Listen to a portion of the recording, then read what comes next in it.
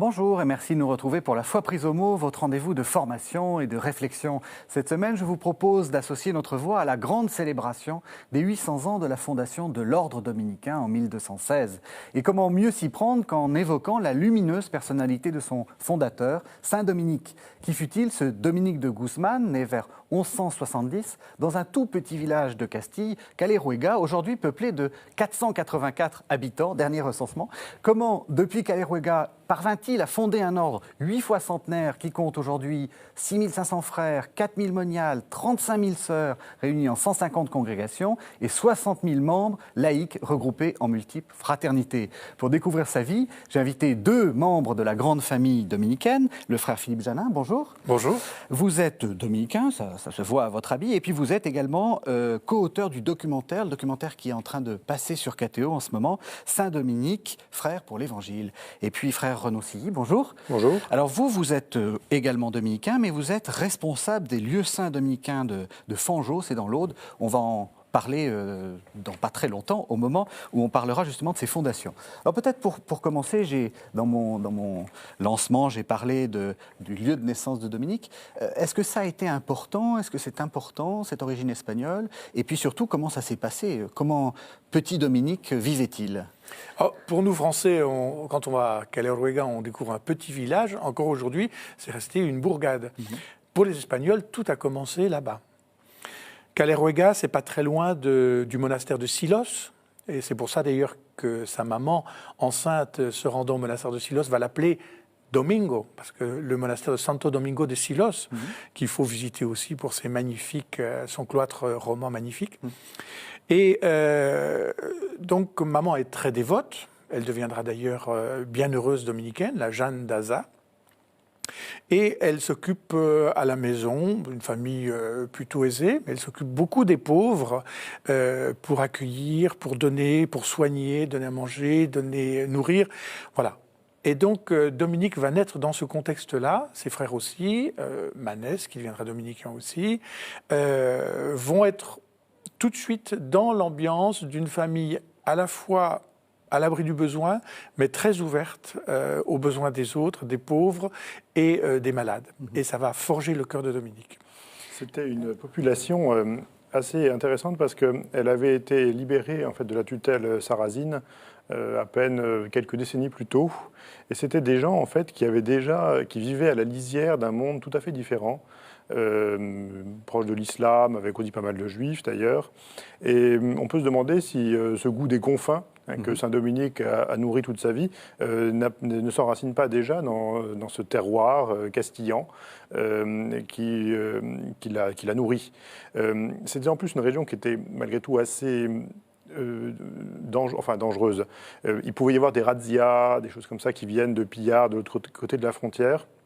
De sorte que ces paysans avaient un très grand goût de la liberté. C'était des gens qui savaient qu'ils devaient se prendre en main.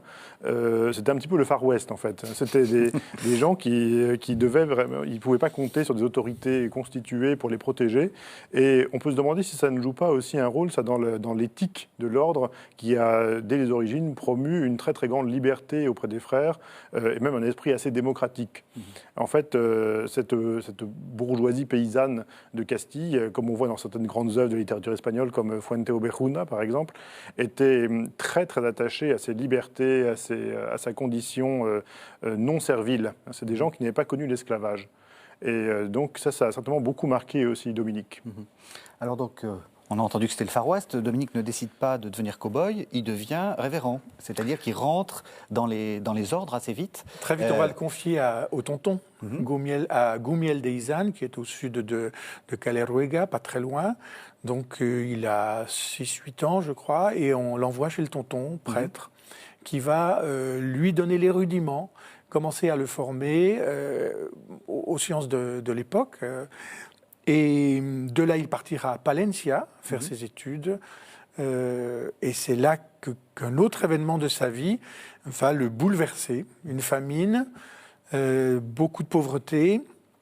Comme à la maison, il a le souci des pauvres, mais qu'est-ce qu'il peut faire? Il n'y a plus papa et maman derrière. Il n'a que ses livres. Il va vendre ses livres. nous dit-on, pour essayer de soulager un peu la...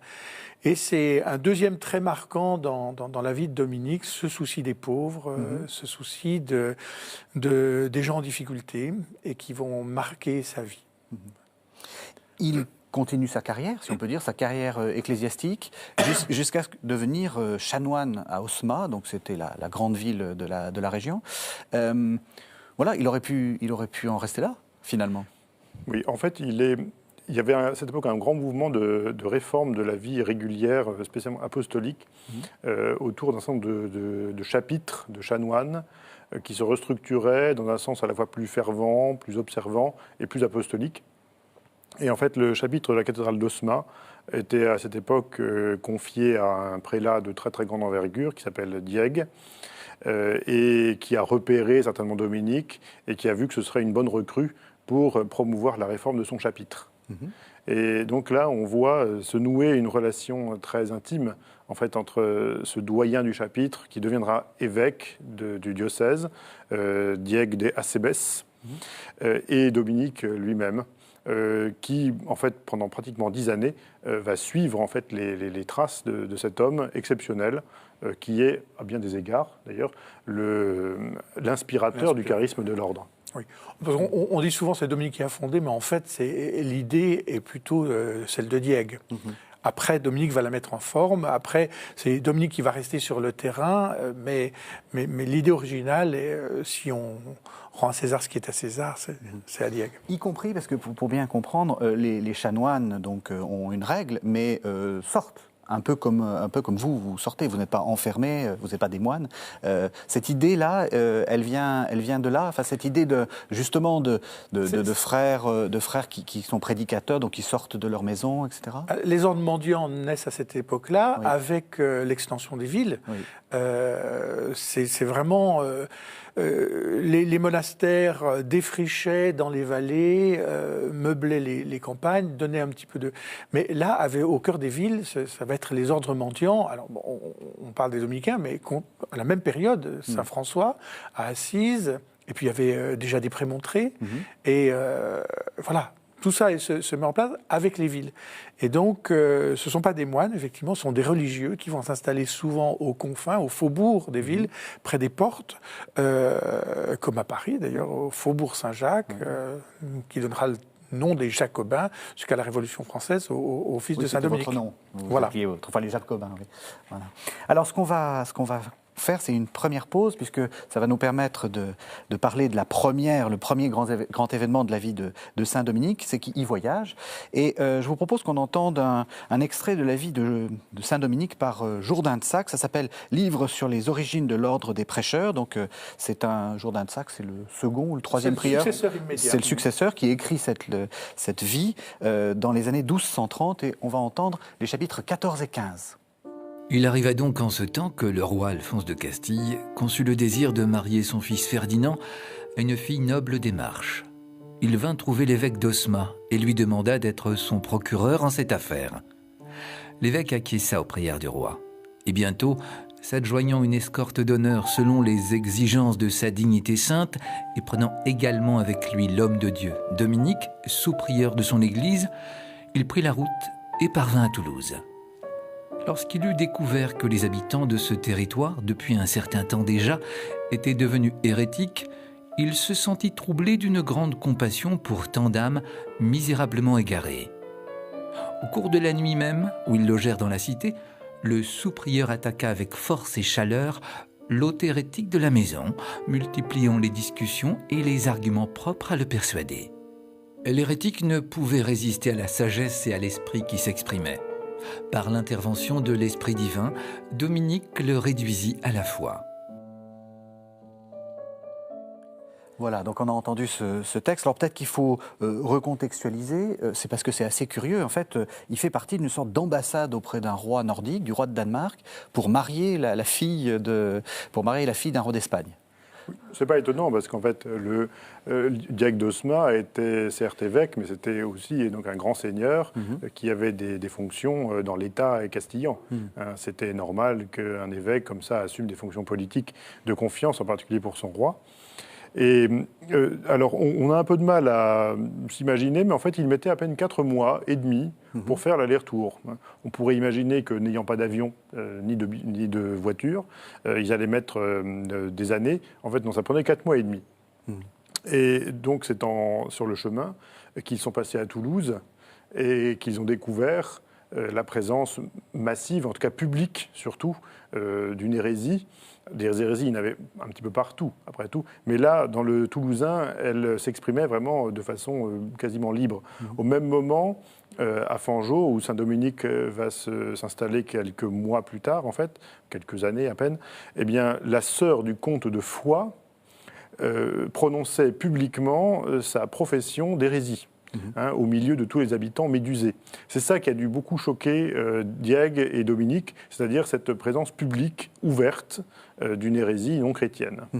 De quoi il s'agit ? On dit souvent c'est les cathares, mais on ne sait pas très bien ce que c'est, les cathares. Une hérésie, elle vient d'Orient, d'abord.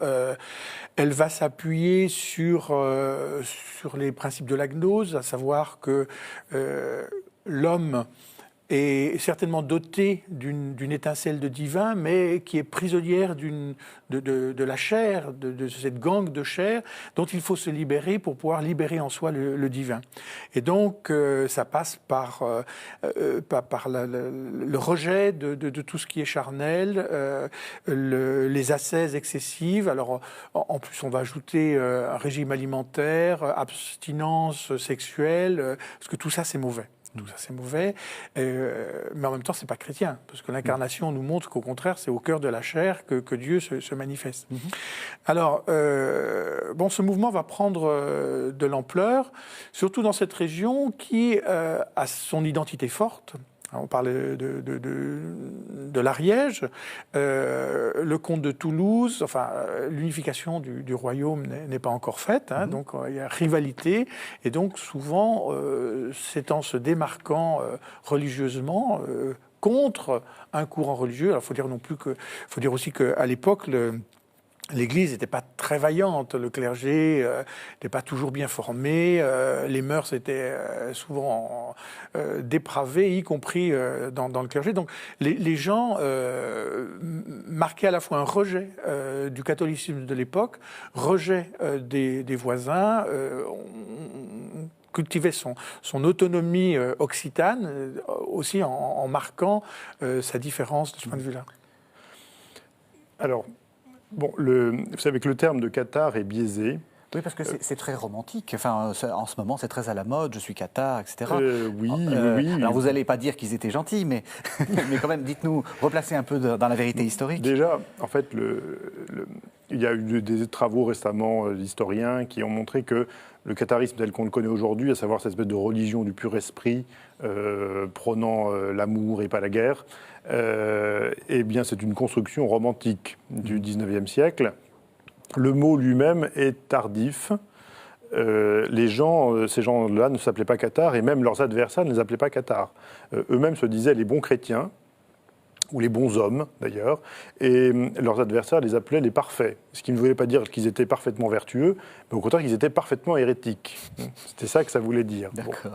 Donc cathare, il faut oublier ce terme. Ouais. Par ailleurs, pour ce qui est du contenu lui-même, en fait, notre vision est biaisée du fait que les inquisiteurs qui, dans les décennies qui ont suivi, les ont interrogés sur leur doctrine, évidemment, ils insistaient sur ce qui n'était pas chrétien, dans ce que ces gens croyaient. Mais en fait, la plus grande partie de ce que ces gens croyaient rejoignait en fait le christianisme. Et le contenu, comme tu disais, gnostique, dualiste, enfin, un peu manichéen, eh bien, est semble-t-il une parcelle de ce à quoi ils croyaient, ce sur quoi on appuyait, parce que c'est là où ça faisait mal, en fait. Mais en réalité, le catharisme, aujourd'hui, on le réévalue comme une des manifestations un peu anarchiques d'un mouvement de retour aux sources, de goût de la pauvreté, de goût de l'ascèse, qui est en fait c'est une des manifestations hétérodoxes, celle-ci, du mouvement évangélique que saint Dominique incarne, lui, dans l'orthodoxie chrétienne, ou saint François aussi. Vous voulez dire c'est les mêmes aspirations de base, mais qui s'expriment avec des accents un peu différents. Mais en fait, on est toujours cette idée. Il y avait un désir aussi de vie évangélique, entre guillemets, chez eux, même si elle était biaisée, faussée. Mais, et Dominique va aussi, d'ailleurs, utiliser à peu près en disant, si on veut les toucher, c'est pas en venant, comme le légat pontifical débarquait avec ses chevaux, avec tout son attirail. Bon, le nom de la rose a illustré de manière très drôle. Mais en disant, il faut se battre à armes égales. Donc, il prône la pauvreté, on va vivre pauvrement. Ils vont à deux, comme les disciples dans l'Évangile, on va aller à deux aussi. Il va utiliser les mêmes techniques pour essayer d'abord de les rejoindre, de les rencontrer, pas avec ce décalage de puissant à pauvre, mais utilisant à peu près les mêmes sources, mais en les remettant dans l'orthodoxie. En fait, les prédicateurs cisterciens qui avaient été envoyés par le pape, qui cherchaient des missionnaires, il n'en avait pas à disposition. C'est pour ça qu'il a mandaté des cisterciens, dont ce n'était pas du tout le rôle, mais il n'avait rien trouvé. Faute de mieux, il les avait envoyés. Et eux avaient une conception très institutionnelle de leur prédication, c'est-à-dire qu'il fallait restaurer l'ordre de chrétienté. Et donc, il venait dire aux gens, écoutez, convertissez-vous parce que c'est comme ça. Alors, ce n'était pas du tout des imbéciles, c'était des gens qui avaient de très bons arguments, et simplement, la manière dont ils s'y prenaient, c'était une manière qui était institutionnelle. Et saint Dominique est venu là-dedans en disant, ça ne convient pas, il faut une manière évangélique qui est ce qui les séduit, ce qui en fait est à la base de leur conversion à eux. Et aujourd'hui, il y a un historien d'Albi qui s'appelle Jean-Louis Biget qui a eu cette formule magnifique. Que sont devenus les enfants des cathares ? Ils sont devenus dominicains. Voilà. Et du coup, ça marche pour cette fameuse Esclarmonde de Foix dont je vous parlais tout à l'heure, la sœur du comte de Foix, puisque Raymond de Foix, c'est lui qui a construit le couvent, devenu dominicain, qui a construit le couvent des Jacobins de Toulouse, enfin notre couvent à Toulouse. Ou encore la principale dame de Fangeau, qui s'appelait Nakava Hers, qui était plus ou moins cathare, sa fille est devenue moniale du monastère de Prouille, donc dominicaine. Et donc c'est tout à fait vrai que les enfants des cathares sont devenus dominicains, parce qu'en fait ils puisaient les uns et les autres au même goût du retour à l'évangile et à la pauvreté, à l'ascèse et à vivre l'évangile de façon intégrale. Alors le frère Renaud vient de le dire, la première fondation de Saint-Dominique, c'est un couvent de femmes en fait, c'est Prouille. D'ailleurs il faut qu'on fasse un peu notre mea culpa. Enfin, c'est pas que je sois mal avec vous, mais on aurait préféré à Catéo qu'il y ait une femme, mais c'était compliqué, une moniale, de la faire sortir de son monastère. Mais il ne faut pas oublier, enfin je l'ai dit au début, qu'il y a plus de dominicaines que de dominicains. C'est vrai, puis elles sont plus légitimes, je dirais, pour parler des origines, puisqu'elles sont nées avant les frères, grâce au monastère de Prouille. Dominique va y installer les premières femmes converties cathares, les mettre à l'abri de leur famille qui cherche à les récupérer.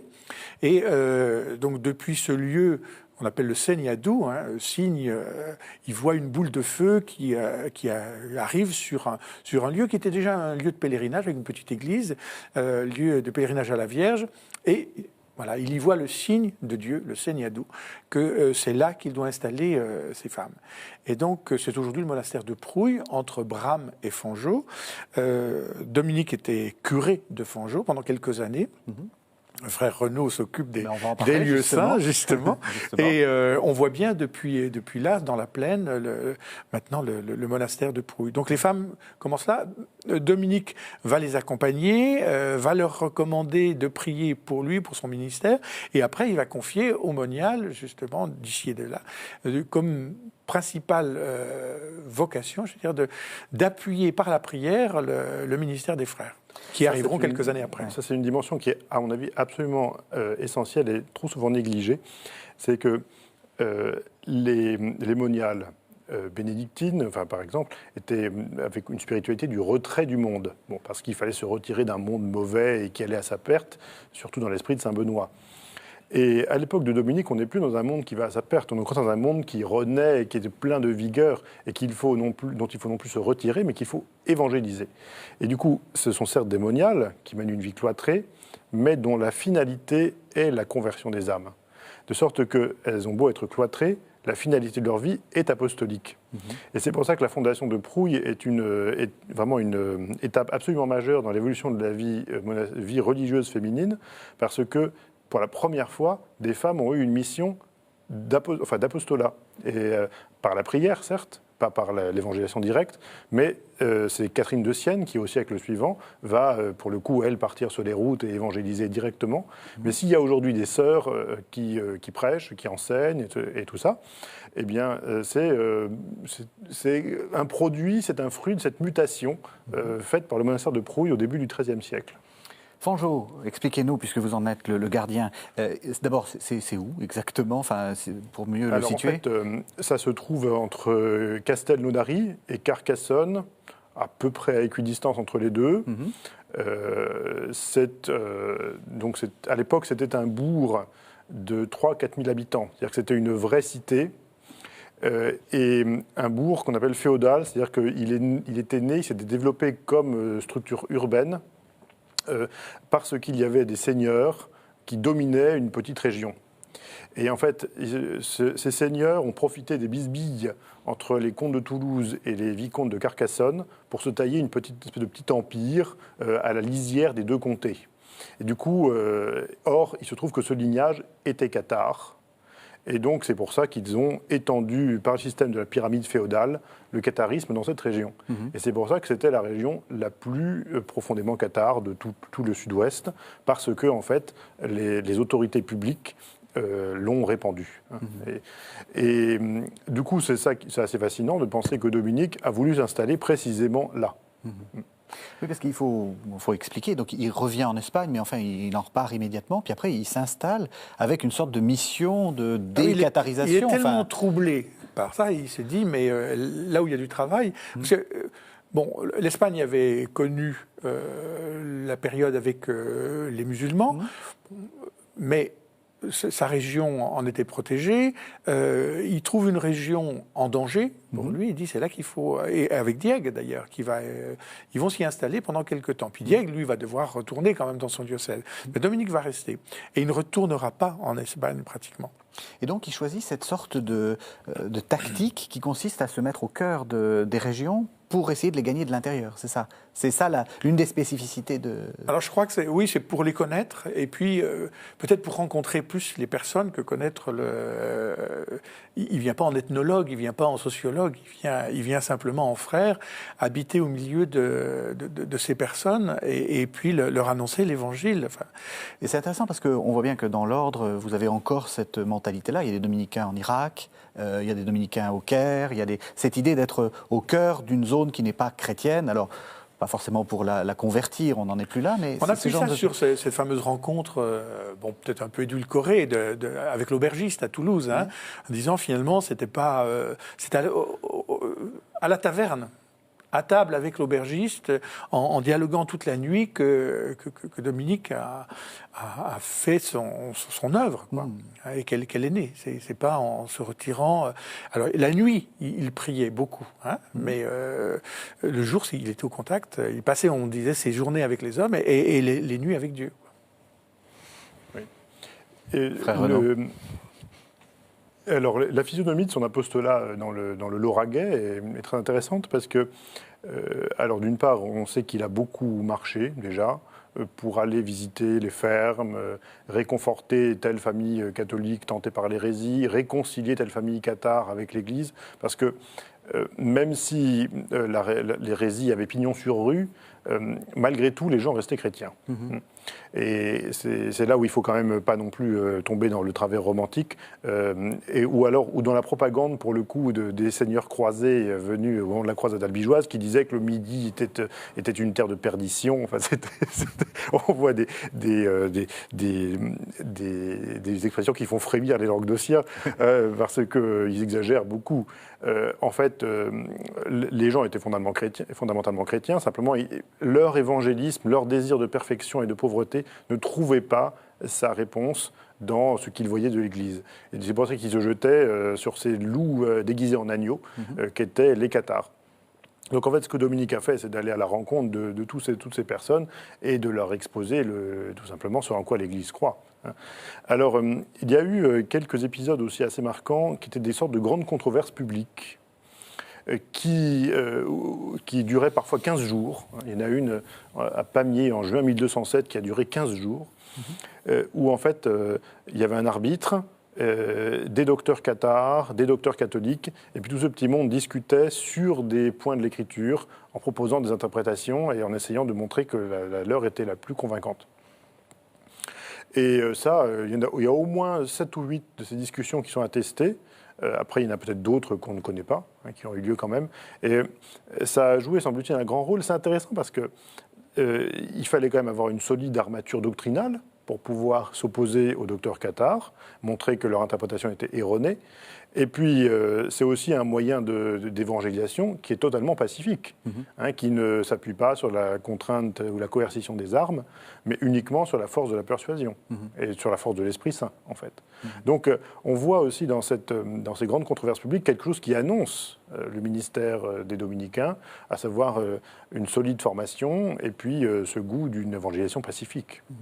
Alors, justement, vous avez dit c'est pacifique, mais pardonnez-moi, je vous renvoie à toutes les images qu'on a. Ce qu'on dit, c'est que les Dominicains ont largement participé à cette fameuse croisade des Albigeois qui était menée par Simon de Montfort, qui a été une sorte de révolte écrasée dans le sang, les Albigeois. Ça ne va pas tout à fait bien avec l'idée d'un Saint-Dominique pacifique, etc. On a plutôt l'impression que c'est le bras armé de l'Église, là.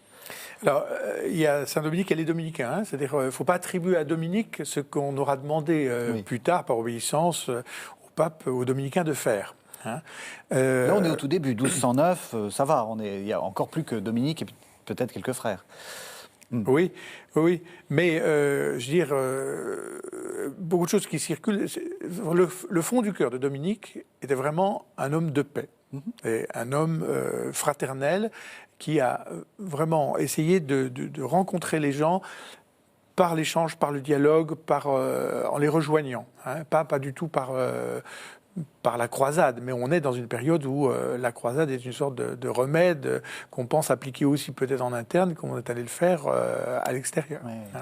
Vous voyez, nous ne sommes pas là pour approfondir la géographie de Saint-Dominique. Mais s'il a fait une œuvre pérenne, c'est parce qu'il a apporté quelque chose de neuf. En particulier, la croisade était liée à cette prédication institutionnelle dont on parlait tout à l'heure. C'est-à-dire que on essayait autant que faire se peut de convaincre les gens par la force de la persuasion. Et puis, au moment où ça ne marchait plus, il fallait passer aux opérations militaires parce que de fait, l'hérésie représentait un danger aussi pour le monde de l'époque. Bon.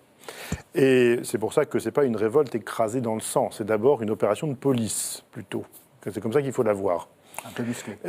Oui, musclé, certainement, avec évidemment... Simon de Montfort est un homme exceptionnel par certains côtés, c'était un militaire. C'est-à-dire qu'il a une stratégie et il emploie les moyens qu'il faut. Alors qu'ils sont aujourd'hui pas des moyens d'enfant de cœur. En fait, c'était un soldat. Bon. C'est une opération de police militaire, avec toutes les limites inhérentes à cela. Ce qui est intéressant, c'est de voir que Dominique n'est jamais mentionné à l'occasion des opérations militaires, alors que les chroniqueurs de la croisade parlent de lui à propos justement de controverses publiques, de choses comme ça. Et donc ça veut dire que Dominique a vraiment considéré que cette dimension militaire, c'est pas qu'il la désapprouvé, parce que certainement, comme un homme de son temps, il devait l'approuver. Mais en revanche, il ne voulait pas y participer parce qu'il estimait que c'était pas son rôle. Et ça, pour le coup, c'est vraiment novateur.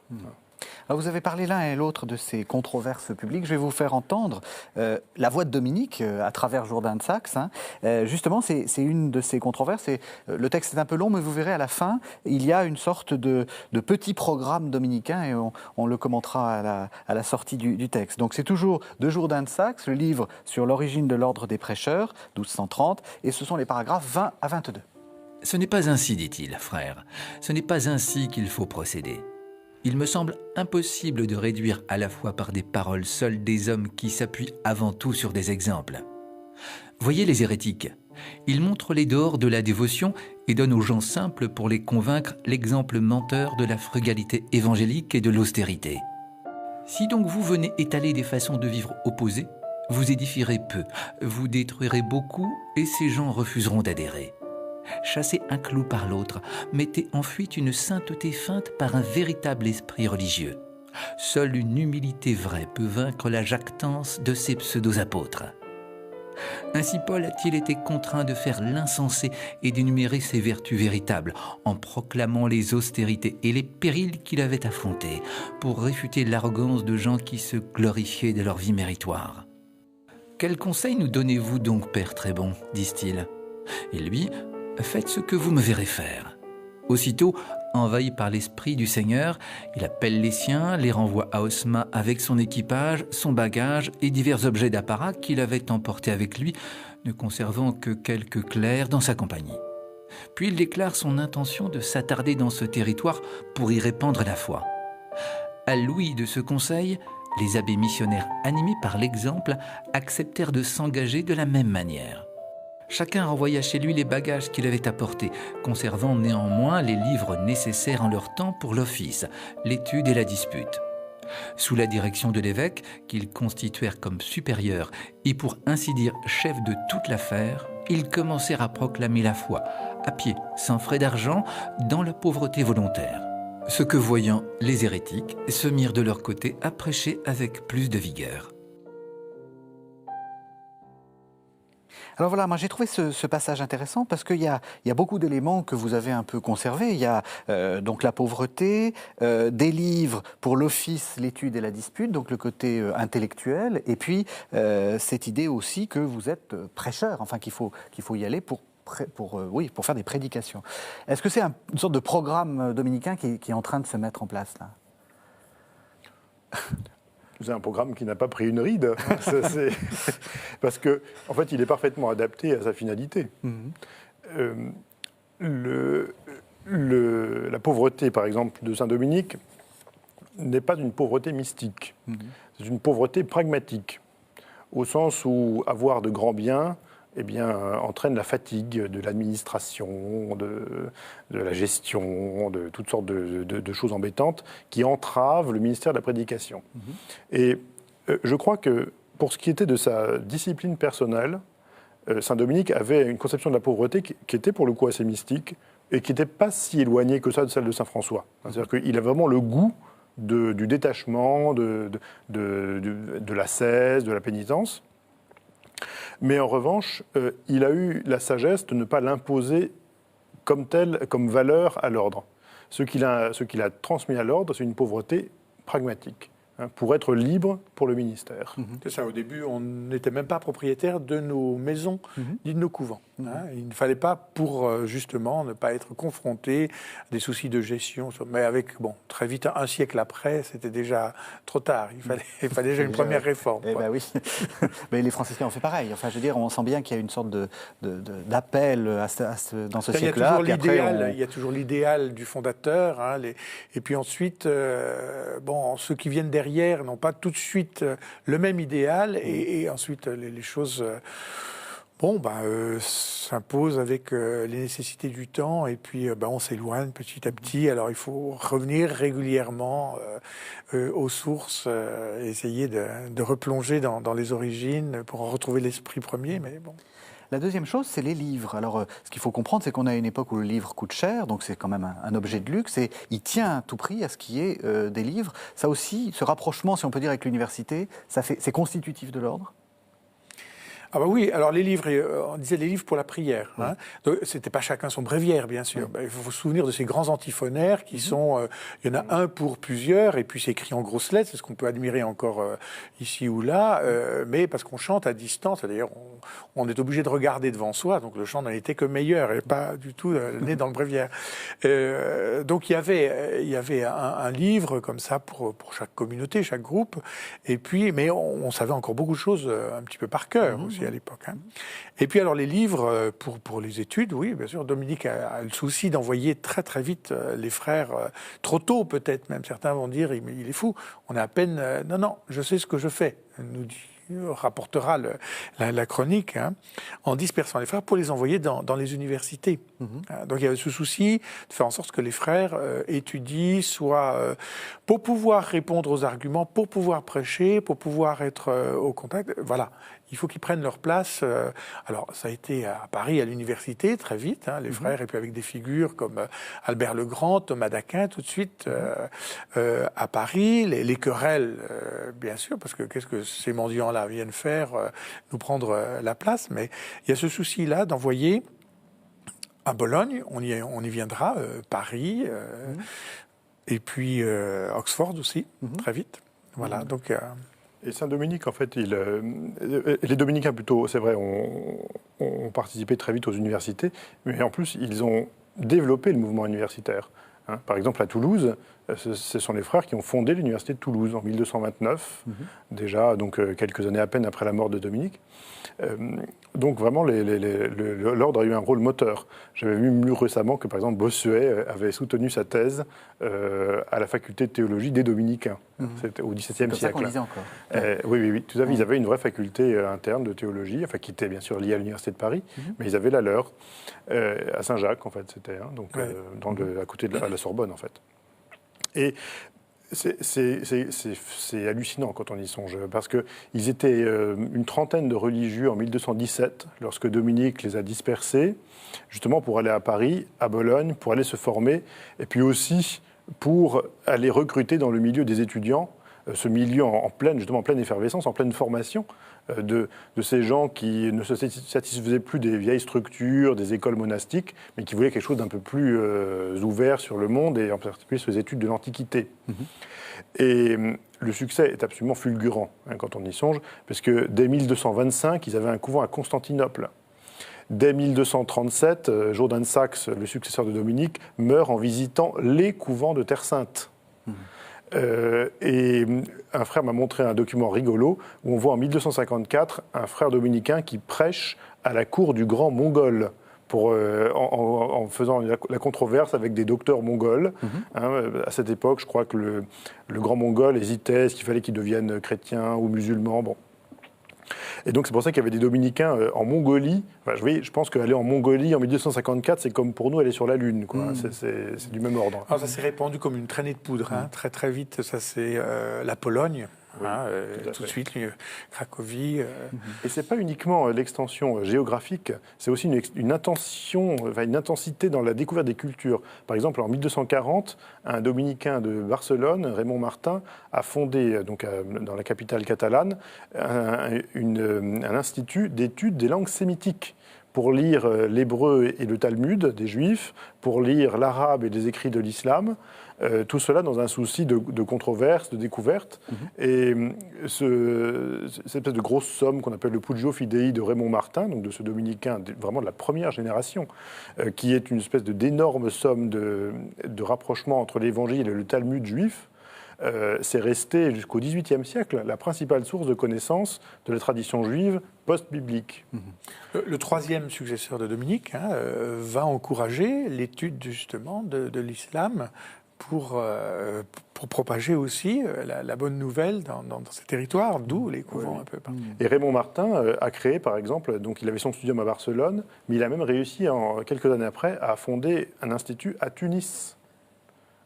Et alors là, en terre musulmane, complètement. Ça, c'est vraiment impressionnant. Il y a eu un apport intellectuel des Dominicains, pas seulement en Europe, mais à travers le monde, très très vite. Voilà, bon, après, d'autres ont pris le relais, hein, et puis peut-être moins brillant aujourd'hui, mais enfin... ça n'engage que vous. 1216, est-ce que c'est la date qu'on a choisie pour les célébrations? C'est une date importante. Qu'est-ce que ça représente pour vous, 1216? Moi, pas grand-chose, je dirais. Parce qu'en fait, c'est la date de la fondation de l'ordre. Donc voilà. Non, parce que c'est l'approbation par le pape Innocent III de l'ordre. Confirmation. Vous savez, oui, la confirmation. Le père vicaire distinguait, parce que l'approbation, ça donne vraiment l'autorité, alors que la confirmation, c'est affermir quelque chose qui existe déjà, mais qu'il faut aider, qu'il faut promouvoir. Et c'est une confirmation au sens où c'est quelque chose qui est né vraiment du charisme de Dominique, de Diègue, et que l'Église a vraiment confirmé. Mais c'est né en fait vraiment d'une impulsion de l'Esprit Saint qui a pris forme dans le charisme de Dominique. Et le pape a vu que c'était providentiel, donc il a confirmé cette institution. En particulier, confirmer ce propos de vie mendiante et évangélique. D'accord. Donc, vous, c'est pas moi, ça. je disais non, parce qu'on a eu il y a quelques années les 800 ans de la fondation des Moniales. Alors, on était déjà dans les anniversaires. Ça fait des années qu'on est dans les 800 ans de ceci, de cela. Oui. Donc, à un moment donné, on a envie que ça s'arrête. mais en même temps, c'est intéressant ce que vous dites. C'est-à-dire que finalement, c'est une confirmation, donc ce n'est pas un point de départ, 1216. C'est vraiment presque le point d'aboutissement de la vie. Il meurt en 1221. J'aurais envie de reprendre le titre d'un très beau livre du Père Carré. Chaque jour, je commence. C'est-à-dire, c'est très beau d'avoir 800 ans. Oui. D'autres ont 500 ans. Un ordre religieux, une famille religieuse a besoin de ces anniversaires pour recréer un petit peu du lien, un esprit commun, sans doute. Mais, je veux dire, voilà. Chaque jour qui est important qu'est-ce que ça veut dire être dominicain aujourd'hui. Et personnellement, je regrette un petit peu qu'à l'occasion de ces 800 ans, en tout cas en France, on ne soit pas suffisamment posé la question, ça va, si Dominique aujourd'hui était là, qu'est-ce qu'il nous demanderait, qu'est-ce qu'il proposerait. Je trouve qu'on a été beaucoup dans la célébration d'un passé glorieux, de regarder tout ce qu'on a fait, regarder comme on est beau, regarder comme on est gentil. Je trouve qu'on est un peu en déficit pour aujourd'hui. Voilà. Et vous, qu'est-ce que ça fait d'avoir 800 ans?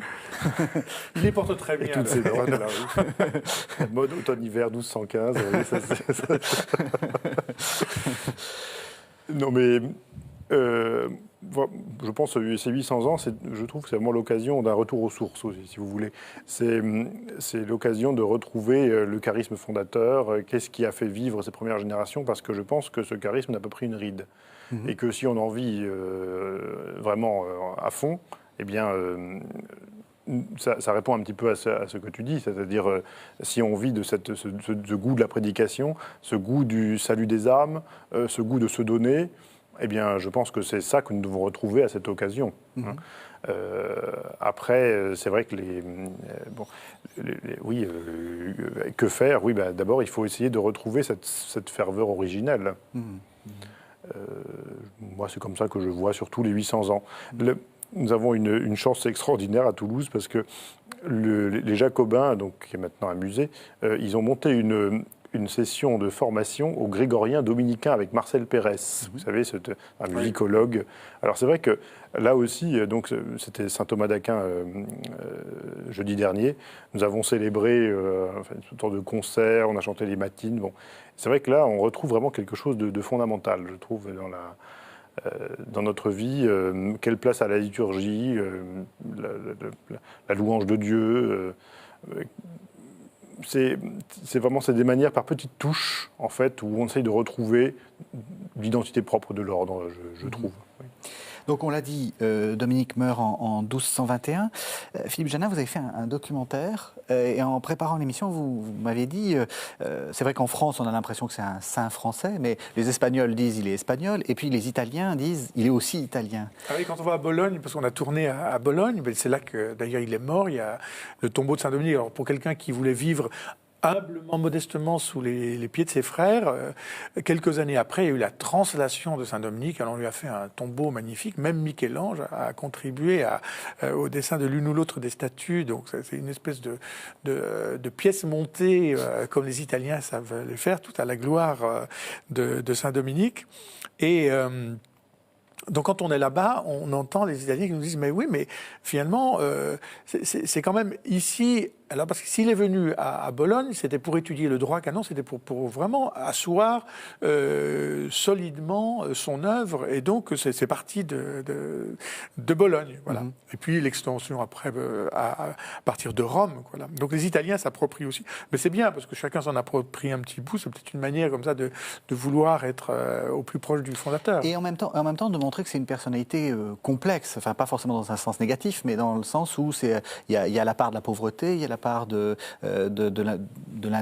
intellectuel, enfin, il y a la part du prédicateur. Il y a le priant. Hein, je pense qu'on passe un peu trop sous silence le côté de l'homme qui était en relation avec Dieu en permanence. Hein. Il parlait que de Dieu ou avec Dieu. Voilà. Bon, les petites formules ramassées pour dire, comme il accueillait tout le monde dans le vaste sein de sa charité. Et son cœur était comme un hôpital, ça fait penser à l'hôpital de campagne du pape François, pour y accueillir toutes les blessures du monde. Quoi, enfin. Donc le côté priant, le côté prédicateur, côté fraternel aussi, vie fraternelle, il avait un souci, pas seulement des frères, mais aussi quand il arrivait chez les sœurs. On a plusieurs exemples, voilà.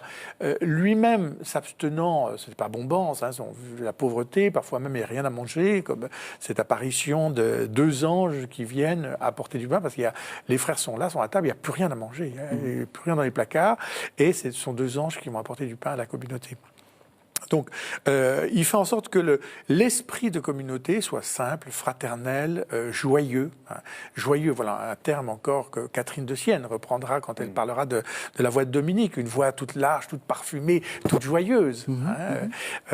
Donc, c'était des caractéristiques de l'époque. Je pense qu'il y avait l'enthousiasme des commencements. Hein, qui marque. Et puis Dominique devait être dans les petites manières de prier de Saint Dominique. On a dans les manuscrits. Alors il y a 2 versions. Il y en a une, la traditionnelle, les 9 manières de prier. Et puis alors, moi je trouve justement à Bologne dans la bibliothèque, il y a les moniales qui ont aussi. Elles ont 14 manières de prier. Elles reprennent les principales.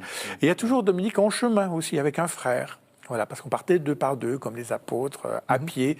On ne montait pas à cheval, c'était interdit, par pauvreté. Voilà. Donc il y avait ce caractère joyeux en chemin. Voilà. Bon.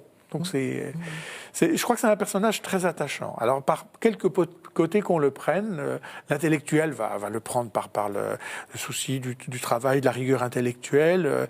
Ceux qui le voudront prendre par le biais de la vie fraternelle trouveront ceux par la prière ou par l'oraison. Voilà. Qu'est-ce qui reste dans votre ordre de Dominique ? Je veux dire, est-ce que c'est votre fondateur et donc vous en êtes très content, ça vous a donné un nom et c'est bien, ou est-ce qu'il y a une véritable dévotion à Saint-Dominique ? Comment vous le voyez dans votre ordre ? Récemment, je vais réfléchir un petit peu là-dessus.